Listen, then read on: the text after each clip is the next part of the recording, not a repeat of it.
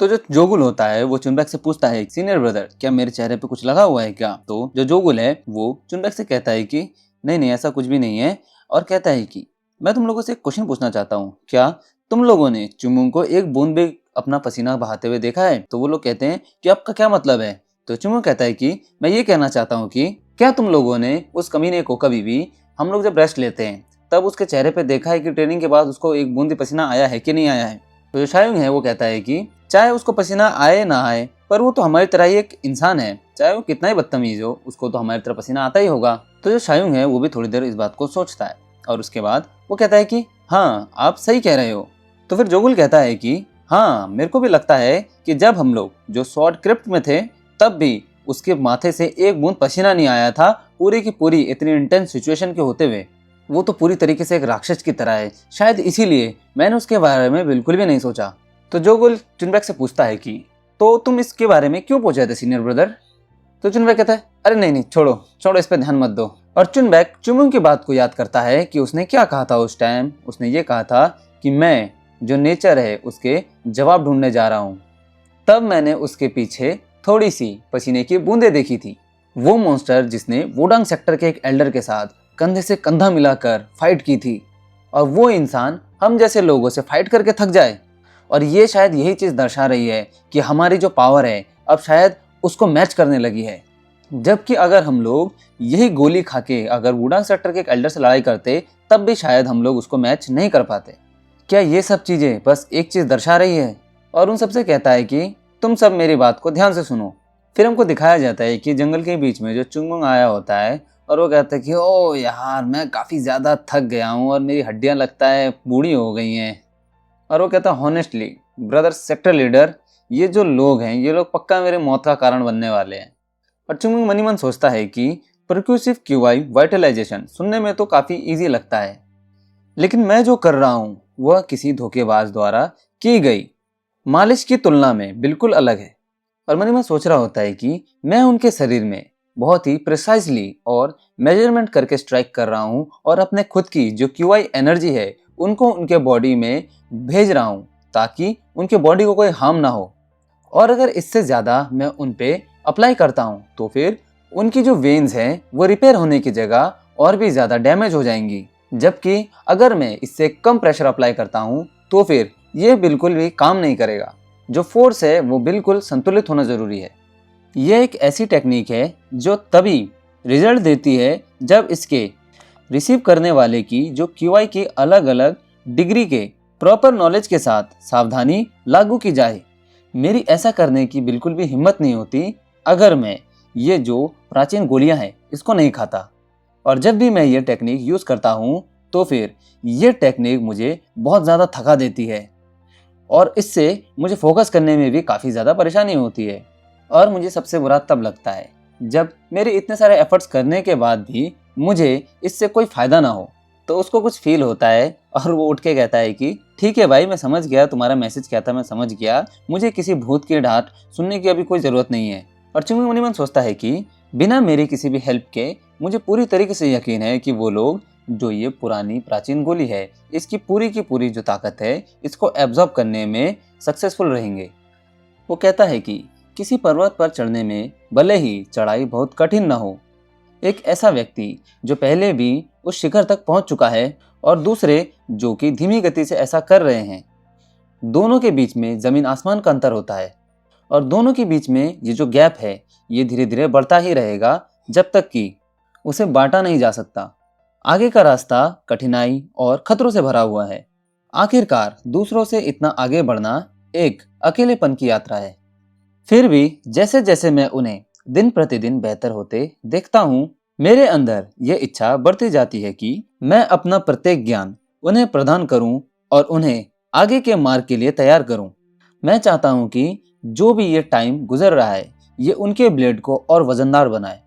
इतना कहने के बाद मैं मानता हूँ कि यह राहत की बात है कि वे मेरे समय के चेयोंग शिष्यों की पंक्ति से बहुत आगे निकल चुके हैं। ये बात बहुत फनी लगती है कि वो लोग किस तरीके से मेरी जो ट्रेनिंग है इसको अवॉइड करते थे जैसे कि वो कोई बीमारी हो। चलो आगे देखते हैं क्या होगा। मैं उन नौसिखियों को वो सब कुछ सिखाऊंगा जो मैं जानता हूँ और बदले में वे दूसरों को प्रशिक्षित करेंगे और शायद अपने स्वयं के शिष्य भी बना लेंगे।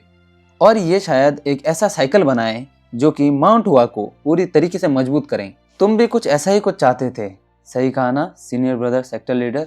तो फिर चुंगमुंग वहाँ बैठा रहता है और उसके बाद उस फूल की तरफ देखता है और फिर अपने बॉडी से पूरी की पूरी एनर्जी को बाहर निकालता है और खुद को रिकवर करता है। और चुंगमुंग फिर वहाँ पे दोबारा से ट्रेनिंग के लिए रेडी हो जाता है और वो मनी मन सोचता है कि शायद वो दिन बहुत ही जल्द आने वाला है, मेरी एक्सपेक्टेशन से काफ़ी जल्दी। मैं उस दिन का इंतज़ार कर रहा हूँ जब मैं अपने भाइयों को अपनी पीठ पर नहीं ढोऊंगा, बल्कि दृढ़ विश्वास के साथ अपनी पीठ उनको सौंप दूंगा। और चुंगमुंग कहता है कि ये मुफ्तखोरों का कैसा झुंड है पता नहीं, उन्हें इस बात का कोई अंदाज़ा भी नहीं है कि मैं उनके खातिर किस हद तक जा सकता हूँ। और उसके बाद चुंगमुंग वहाँ पे वापस पहुँच जाता है जहाँ पे वो सामने उन सबकी टीम को खड़ा देखता है। तो चुंगमुंग लोगों से पूछता है, ये कैसे खड़े हो तुम लोग? ऐसा लग रहा है कि टट्टी के बाद कोई एक वेलकम पार्टी करने आया है। क्या मैंने तुम लोग को ये नहीं बोला था कि तुम लोग को रेस्ट करना चाहिए? तो जो चुनबैक होता है, रेस्ट? रेस्ट क्या होता है? चुंगमुंग दुष्टों के लिए आराम नहीं होता और कहता है कि हम तो अभी शुरू कर रहे हैं। तो जो जोगुल होता है वो कहता है कि हाँ हाँ बिल्कुल, अगर ये तुम्हारे लिए कुछ ज्यादा है तो तुम फ्री हो, अभी तुम बैठ सकते हो, थोड़ी आराम कर सकते हो। शायुंग भी वहाँ पे कहता है कि हाँ मुझे लगता है कि शायद तुम इतने थके हुए नहीं होगे कि रात को ट्रेनिंग कर पाओ। तो वो लड़की भी कहती है कि मेरा पूरा यकीन है कि ये तो बिल्कुल ठीक होगा, इसको बस थोड़े ताज़ा हवा की ज़रूरत है और ये ताज़ा हवा इसको उस गैप से मिलेगी जब मैं इसके घाव काटूंगी। और चुनबैक कहता है चलो फिर एक और राउंड हो जाए। तो चुंगमुंग ये सुनता है और कहता है कि अच्छा, तो ये एक असली ट्रीट है। और चुंगमुंग कहता है कि लगता है मैं जो अपना ये ट्रेनिंग सेशन है इसके प्रति काफ़ी ज़्यादा लापरवाह हो गया हूँ। तो फिर जो चुंगमुंग है वो भी पूरी तरीके से रेडी हो जाता है उनको कुत्ते की तरफ पीटने के लिए। और वो कहता है कि क्योंकि तुम लोग बहुत ज़्यादा उत्सुक हो, इसलिए इस बार मैं तुम लोगों को अच्छा सबक सिखाऊंगा। आओ सबके सब आओ, शर्माओ मत बिल्कुल भी। तो जो चुनबैक है वो कहता है कि ठीक है फिर अटैक करो इसके ऊपर। तो जो जोगुल है वो कहता है कि मुझे बस एक मारने देना इसको, ताकि मैं मरने से पहले इसको एक तो मार पाऊं। और वहाँ पे वो लड़की कहती है इस बार तो इसका हम खोपड़ी खोल के रख देंगे, अटैक। तो चुंगमुंग काफ़ी खुश होता है और मनी मन कहता है कि यही वो रीज़न है कि मैं इनके लिए अपने दिल में एक सॉफ्ट कॉर्नर रखता हूँ और खुद को रोक नहीं पाता। ये लोग बेवकूफ़ हैं लेकिन ये मेरे बेवकूफ़ हैं। तो चुंगमुंग अपने जो ब्रदर होता है उसको बोलता है कि ब्रदर सेक्टर लीडर, माउंट हुआ का अच्छा दिन अभी भी आने में काफ़ी टाइम लगेगा। और वो सब के सब चुंगमुंग के ऊपर चार्ज कर जाते हैं। तो फिर हमको सुबह का टाइम दिखाया जाता है और वो लोग एक शहर में पहुंच चुके होते हैं जहाँ पे जो ड्राइवर है वो चुंगमुंग लोगों से कहता है कि मास्टर्स, हम लोग सिटी चेंगडू में पहुंच गए हैं। फिर वो ड्राइवर उन घोड़ों को वहाँ पे बीच मार्केट में रोकता है और पूरी की पूरी चुंगमुंग की टीम बाहर आती है जिसमें चुनबैक होता है, उसका मुंह पूरा सूखा हुआ होता है और पीछे जितने भी उसके टीम मेंबर्स होते हैं वो सबकी हालत ऐसी होती है जैसे कि उनको किसी ने 10 दिनों से खाना नहीं दिया है। और जो चुनबैक है वो बाहर आते ही कहता है तो फिर हम लोग आ ही गए, ये लास्ट स्पॉट है सिचुआन का। तो जो शायुंग है वो चुनबैक से कहता है कि सीनियर ब्रदर, हम लोग सिचुआन में पहुंच गए हैं और अभी भी यहाँ से जो यूनान है वो आधा रास्ता बाकी है। और कहता है कि मुझे नहीं पता कि अब हम और कितना ज़्यादा सहन कर पाएंगे। तो चिंगमुंग वहाँ से बाहर आता है और कहता है कि हाँ हाँ, तुम लोग लकी हो कि हम लोग यहाँ पे कितना लेट पहुँचे हैं। और चिंगमुंग कहता है कि 2 दिन की अगर और पिटाई होती तुम्हारी तो तुम लोग अभी पता नहीं कहीं और ही दुनिया में पहुँच जाते। तो यहाँ पे वो जितने भी होते हैं वो सब चिंगमुंग को देख के गुस्सा कर रहे होते हैं और चिंगमुंग की तरफ बिल्कुल फ्रेंडली तरीके से बोल रहा होता है, शुक्र मनाओ कि तुम लोग यहाँ पे पहुँचे हो, वो भी जिंदा पहुँच गए यार, खुशी मनाओ इस बात की। तो जो ड्राइवर होता है वो आके चुनबैक लोगों से कहता है कि यंग मास्टर्स, अगर आप लोग सब ठीक हैं तो फिर क्या मैं इस घोड़ा गाड़ी को जो यूना ट्रेडिंग कंपनी है जो सिचुआन का ब्रांच है वहाँ पे ले जाऊँ इसकी मेंटेनेंस के लिए। और उनसे कहता है कि आप लोग यहाँ पे क्या करेंगे, आप लोग मेरे साथ चलिए और मेरे को ज्वाइन कीजिए। तो चुनबैक कहता है कि अच्छा ऐसा है, तो क्या पूरे रिस्पेक्ट के साथ आप हमको ये बता पाएंगे कि आपकी ऑर्गेनाइजेशन हमको क्या क्या इन्फॉर्मेशन दे पाएगी। तो वो जो ड्राइवर है वो कहता है कि मैंने आपकी ये जो बातें हैं ये वहाँ तक पहुँचाई थी हमारी सिचुआन ब्रांच में, लेकिन वो लोग जितना हो सके उतनी ज़्यादा इन्फॉर्मेशन वहाँ से निकालने की उन्होंने कोशिश की है और यूनान के लिए जितनी इन्फॉर्मेशन पॉसिबली वो निकाल सकते थे उन्होंने निकाली है। वास्तव में पूरी ईमानदारी से कहूँ तो मैं नहीं समझ पा रहा हूँ कि यूना ट्रेडिंग कंपनी आपको यूनान में कैसे प्रवेश दिला सकती है? यंग मास्टर्स, अतीत में हम प्रांत के साथ व्यापार में शामिल थे, यह निश्चित है, लेकिन हमारी भूमिका मुख्यतः बिचौलियों की थी जो छोटी कंपनियों से माल को बचे हुए क्षेत्रों में भेजते थे, न कि स्वयं ट्रेडिंग करते थे। इस प्रकार से मुझे डर है कि हमारी खुफिया जानकारी अभी तक यूनान तक नहीं पहुंच पाई होगी। मुझे माफ कर दीजिए यंग मास्टर्स, हम लोग बस इतना ही कर सकते हैं। दूसरी ओर हमारे पास आपके ठहरने के लिए प्रॉपर जगह है, इसलिए यदि आपको ठहरने के लिए कोई स्थान की आवश्यकता हो तो बेझिझक हमारी शाखा पर आ सकते हैं। तो जो चुनबैक होता है वो उससे थैंक यू कहता है और कहता है कि बिल्कुल नहीं, हम आपके विचारों की काफी ज्यादा इज्जत करते हैं। पहले हम स्वयं कुछ पूछताछ करेंगे, फिर सोचियन ब्रांच की ओर चलेंगे। कृपया आप जाइए और यात्रा से जो थकान हो गई है उससे बाहर आने के लिए कुछ समय निकालिए। तो वो जो ड्राइवर होता है वो घोड़ा गाड़ी लेके वापस जा रहा होता है और वहाँ पे जो चुनबैक है वो कहता है कि चलो तो फिर हम सब आगे बढ़ते हैं, और वो लोग यस ब्रदर कह के उसके पीछे पीछे चल देते हैं। और चुनबैक कहता है कि अपने दिमाग में बस ये बात अच्छे से घुसा लो, हम लोग यहाँ पे इसलिए आए हैं ताकि हम लोग यूनान तक जाने के लिए कोई रास्ता निकाल सके, ना कि यहाँ पे कोई सीन क्रिएट करें। और हम लोगों को यहाँ पे किसी भी तरह की कोई भी परेशानी नहीं चाहिए। सिचुआन जो कि टेरिटरी है टैंग क्लैन की, इतना ही नहीं कि चैंग संप्रदाय का आधार पास में ही स्थित है, जिसका अर्थ है कि चैंगडू में अक्सर किंग चैंग के शिष्यों का आना जाना लगा रहता है। और हालांकि इसकी संभावना कम ही है, हो सकता है कि हमारी मुलाकात एमी संप्रदाय की महिला शिष्यों से भी हो, माउंट हुआ की जो हम रिप्रेजेंटेटिव हैं। ठीक है, तो इसके लिए हमको सबसे इज्जत से और तमीज से रिप्रेजेंट करना है और सबके साथ हमको तमीज से ही व्यवहार करना है। तो चुंगमुंग कहता है कि सीनियर ब्रदर तुम बिल्कुल भी टेंशन मत लो, मैं बिल्कुल अश्योर करता हूँ कि तुमने जो कहा हम बिल्कुल पब्लिक में उसी तरीके से बिहेव करेंगे। तो जो चुनबैक होता है वो उससे कहता है कि वो तुम हो, तुम जिसके बारे में मुझे सबसे ज्यादा चिंता है, ठीक है।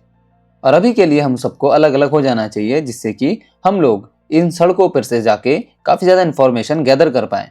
हम सबसे पहले गेबांग सेल का दौरा करेंगे, लेकिन मैं कह सकता हूँ कि यूनान की खबरें भिखारियों की तुलना में व्यापारियों के बीच ज्यादा आसानी से मिलती हैं। इसके बाद हम कोई भी इंफॉर्मेटिव सोर्स मिलना चाहिए जो कि हमको और ज्यादा इंफॉर्मेशन दे पाए। तो जोगुल वगैरह सब कहते हैं ठीक है सीनियर ब्रदर, फिर आगे बढ़ते हैं। तो वहाँ पे चुनबैक वहाँ पे कान खुजाते हुए जो चुनबैक है उससे कहता है कि मुझे ऐसा लग रहा है कि ये सब मेरे लिए समय की बर्बादी होगी। चुनबैक उसके ऊपर चिल्लाते हुए कहता है कि तुम्हारे लिए इतना ही काफी है, ठीक है। हम जानते हैं कि सबसे छोटा सुराग भी हमारे मिशन का जो रिजल्ट है उसको निर्धारित कर सकता है। चलो हमको अब थोड़े क्लू ढूंढने चाहिए। और फिर वो सब लोग जाके वो जो शहर है उसमें चारों तरफ फैल जाते हैं और हर जगह जाके जितने भी जो ट्रेडर्स होते हैं उन सबसे इन्फॉर्मेशन गैदर करने की कोशिश करते हैं।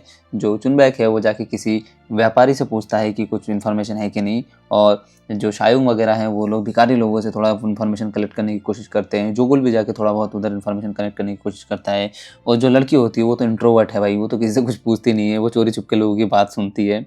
और जो चुंगमुंग है, चुंगमुंग तो भाई वो शहर में मजे से घूम रहा होता है, देख रहा होता है कि चारों तरफ क्या है क्या नहीं है। और वो लोग फिर एट द एंड आ जाते हैं होटल में खाना खाने के लिए। और वहाँ पे जो चुनबैक, शायुंग और जोगुल है ये लोग को वहाँ पे सर पटक के बैठे रहते हैं।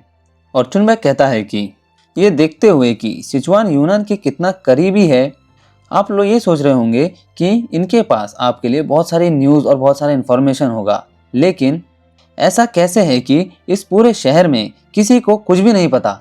मैं गायवांग की इस जो ट्रैवल है इसमें इतना ज़्यादा अचंभित कभी नहीं हुआ। मैं आपको इतना बता सकता हूँ, और मैं इतना ज़्यादा कभी भी अचंभित नहीं हो सकता। जो शायुंग है वो भी याद करता है कि वो जो भिखारी से पूछ रहा था तो वो भिखारी उसको क्या जवाब देता है। आप लोग ये कह रहे हैं कि ये यूनान में घुसने का एक रास्ता है, आखिर हम कैसे जान पाएंगे। और शायुंग कहता है कि हमें केवल इतना बताया गया कि उनके पास देने के लिए कोई जानकारी नहीं है, क्योंकि यूनान बंजर और दुर्गम है कि सबसे कठोर भिखारी भी वहां अपना गुजारा नहीं कर सकता। तो जोगुल कहता है कि ऐसा भी नहीं है कि यहाँ के जो व्यापारी हैं उन लोगों को भी ज्यादा बेहतर कुछ पता है। तो शायुंग कहता है कि मैं मानता हूँ कि यदि यूनान के लिए कोई खुली सड़क नहीं है तो इसके लिए वे भी दोषी नहीं है। ट्रेडिंग के रास्तों की बात तो छोड़ ही दो, तो चुनबे कहता है कि ब्रदर, मुझे नहीं लगता कि ये कोई रियल रीजन हो सकता है। आईबांग एक एक्सक्यूज हो सकता है, पर मुझे शक है कि यहाँ के जो मर्चेंट है वो हमसे पूरी तरीके से सच नहीं बता रहे। मुझे ये लगता है कि वो लोग हमसे कुछ ज्यादा ही जानते हैं, लेकिन वो हमको बताना नहीं चाह रहे हैं। जो शाइंग होता है वो कहता है कि हाँ ऐसा है, पर क्यों? तो जोगुल कहता है कि क्योंकि उनके पास कोई भी रीजन नहीं है हम लोगों को हेल्प करने का। ऑफ कोर्स सी बात है, और हमको अगर वो कोई इन्फॉर्मेशन देते हैं तो उनसे उन लोगों को कोई लाभ नहीं होगा। तो शाइम कहता है कि हम लोगों ने पर उन लोगों को कुछ कॉइन्स तो ऑफर किए थे इन्फॉर्मेशन के बदले में, कि हम उनको इन्फॉर्मेशन के बदले में पैसे देंगे। तो जो जोगुल है वो कहता है कि रीजन ये नहीं है, और अपना जो यूनिफॉर्म है उसको दिखाते हुए कहता है केवल सिक्कों से काम नहीं चलेगा, हमको कम से कम हमारा जो ये प्लम ब्लॉसम का जो एम्बलेंस है इसको हाइड करना पड़ेगा। और कहता है कि सिचुआन बहुत ज्यादा फ्रेंडली नहीं है आउटसाइडर्स के लिए, और हम लोग तो फिर भी बहुत बाहर के हैं। इनफैक्ट ये बिल्कुल अपोजिट है। ध्यान रहे ये हमेशा से ही हार्टलैंड से दूर रहा है, वास्तविक दूरी और ऐतिहासिक दोनों ही मामलों में। क्योंकि यहाँ बहुत सारे झगड़े हुए हैं इसलिए इनकी दूरी काफी ज्यादा बन गई है। पर इन सबके ऊपर ये पूरा का पूरा जो रीजन है ये इन्फ्लुएंस है सिचुआन के टांग क्लैन के थ्रू, जिसका मतलब ये है कि टैंग क्लैन के कृपा दृष्टि के बिना चेंगडू में रहना असंभव है। यही कारण है कि यहाँ के लोग किसी अन्य संप्रदाय के मार्शल आर्ट वाली वर्दी को पहने हुए लोगों को बिल्कुल भी इंफॉर्मेशन शेयर करना नहीं चाहेंगे। तो चुंगमुंग खाना ठूसते हुए कहता है कि अच्छा ऐसी बात है, तो ये तुमने पहले क्यों नहीं बताया हम लोगों को? तो जो जोगुल है वो कहता है कि अगर मैंने पहले ऐसा कहा होता तो तुम क्या ये यूनिफॉर्म उतारते?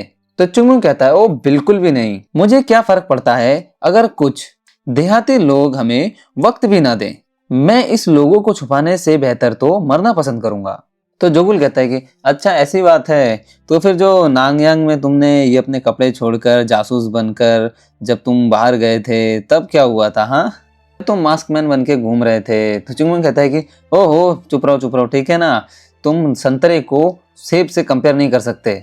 तो जोगुल कहता है किसी भी तरह से मैं ये कह रहा हूँ कि हम कहीं भी इस तरह नहीं पहुंच पाएंगे। अगर हमें सचमुच जानकारी चाहिए तो हमें टैंक से सहयोग लेना पड़ेगा, या हम इस बात को छुपाएं कि हम लोग यहाँ पे बाहर ही हैं। तो जो शायुंग है वो काफी ज्यादा सुन के खुश हो जाता है और कहता है कि हाँ पर ये तो सही बात है, पर तुमको इतनी सारी चीजें कैसे पता? एक मिनट रुको, तुम सिचुआन के मूल निवासी हो ना? मुझे याद है कि मैंने संक्षेप में यह सुना था कि तुम्हारा परिवार इस प्रांत में ही रहता है, क्या मैं सही हूँ? जो जोगुल है वो कहता है कि हाँ तुम पूरी तरीके से गलत भी नहीं हो। जो चुनबैक है वो जोगुल से कहता है कि इसीलिए तुम इस जगह को अच्छे से जानते हो। तो चुंगमुंग खाना ठूसते हुए बोलता है कि तो जोगुल ब्रदर, इस बारे में बात करें तो तुम्हारे जो माता पिता है वो भी शायद कोई व्यापारी हैं, तो फिर इस तरीके से कंगाल बन के इधर उधर भटकने का क्या मतलब? हम तो बस तुम्हारे परिवार से मिलना चलेंगे, सही कहा ना? रुको, मुझे मत बताओ, इस पूरे समय तुमने हमें चेंगडू के आसपास जंगल में एक हंस के पीछे भागने पर मजबूर कर दिया, सिर्फ इसलिए कि तुम अपने परिवार और अपने घर में जाना नहीं चाहते। यार तुम तो सचमुच एक काम के आदमी हो, पर तुम काम करते क्यों नहीं? तो जो जोगुल है वो चुंगमुंग से कहता है कि तुम्हारे दिमाग में एक बर्तन और एक केटली और खाने के अलावा कुछ आता है? तो चुंगमुंग कहता है कि हाँ ठीक है तुम जो भी कहो, पर मैं दिन में ना कोई भी ऐसी बैर पालने वाला आदमी नहीं हूँ। कोई बात नहीं, हम सब भाई बहन हैं। मुझे लगता है तुम्हारे परिवार ने तुम्हें इसलिए भगा दिया क्योंकि वे तुम्हें अपने पास नहीं रखना चाहते थे, इसलिए तुम वापस जाने में इतना ज्यादा हिचकिचा रहे हो। हमारे जैसे फटेहाल लोगों को साथ ले जाने से तो बिल्कुल ही ज्यादा हिचकिचा रहे हो। तुमको पता है ना, तुम यहाँ पे सिर्फ अकेले वैसे लड़के नहीं हो जिसको उसके परिवार ने छोड़ दिया है, उसका परिवार उसको चाहता नहीं है। तो जो चुनबैक है वहां से चिल्लाकर कहता है कि मैं तुमको बता दे रहा हूँ, तुम चुप रहो ठीक है, मैं अपने मर्जी से अपना परिवार छोड़कर आया था, ठीक है? तो चुंगमुंग कहता है कि हाँ खैर छोड़ो, क्योंकि अभी तक हमारे पास कोई भी सुराग नहीं है, तो क्यों ना हम तुम्हारे परिवार से मिले, क्या कहते हो भाई? तो जो जोगुल कहता है अच्छा ठीक है फिर जैसा तुम कहो। उसके बाद चुंगमुंग और बाकी सब लोग वहां पे पहुंच जाते हैं जहाँ पे जो जोगुल का घर होता है वहां, और वहाँ पे वो देखते हैं चेंगडू ट्रेडिंग कंपनी, जो कि पूरी तरीके से फटे हाल में होती है, पूरी तरीके से बंद हो चुकी होती है, धूल पड़ रखी होती है, जिसमें मकड़ियों ने जाले बना रखे होते हैं। चुंगमुंग कहता है कि चेंगडू ट्रेडिंग कंपनी, ये तो बहुत ज्यादा खतरनाक लग रहा है।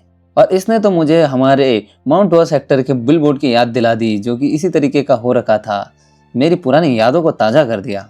और चुंगमुंग जोगुल से कहता है कि तो क्या हुआ, तुम एक व्यापारी परिवार के दूसरे बेटे हो जो कठिन समय से गुजर रहा है और माउंट हुआ में परिश्रम लेकर परिवार का नाम फिर से स्थापित करने की आशा रखता है। और चुंगमुंग कहता है कि चूंकि हम लोग यहाँ पहुंच गए हैं तो क्यों ना हम तुम्हारे लोगों के लिए अपना सम्मान प्रकट करें। जो जोगुल है वो उधर से बिल्कुल ही लेफ्ट मुड़ के कहीं चल देता है बिना कुछ बोले और उनको कहता है कि इधर आओ, वो मेरे घर का रास्ता नहीं है। तो जो चुंगमुंग है वो कहता है कि अरे पर इधर तो मुझे कुछ भी नहीं दिख रहा है। और जैसे ही चुंगमुंग ऊपर की तरफ देखता है उसकी आंखें फटी की फटी रह जाती है और वो सब के सब हैरान हो जाते हैं और इतने ज़्यादा हैरान हो जाते हैं कि ये क्या है। उनका मुंह खुला का खुला रह जाता है और वो लोग देखते हैं कि वहाँ पे इतना बड़ा सा एक शानदार सा गेट होता है और चुंगमुंग वहाँ पे चिल्लाता है तुम्हारा मतलब है कि ये वो जगह है। और वो देखते हैं कि वहाँ पे इतना बड़ा सा एम्पायर का पूरा गेट बना हुआ है और चुंगमुंग लोग ऐसे बोलते हैं कि अरे क्या क्या सही में ये है तुम्हारी जगह, ये एम्पायर तुम्हारा तुम्हारा है। और चुंगमुंग उसकी तरफ देखता है और मन ही मन कहता है कि अगर एल्डर ह्योन योंग देखते तो वो काफी ज्यादा खुश हो जाते। और चुंगमुंग उसकी तरफ देखता है जोगुल की तरफ और उसकी तरफ ऐसा कहता है कि मुझे नहीं पता था कि तुम इतने पैसे वाले परिवार से हो। और चुंगमुंग उसकी तरफ ऐसे देखता है इतने प्यार से जैसे कि उसने कभी नहीं देखा हो। अभी तक तो उसको इतना पीटता था, उसको देखा कि इतना ज्यादा अमीर है तो उसका प्यार उमड़ा रहा है उसके लिए। चुंगमुंग इतना लालची क्या कहें।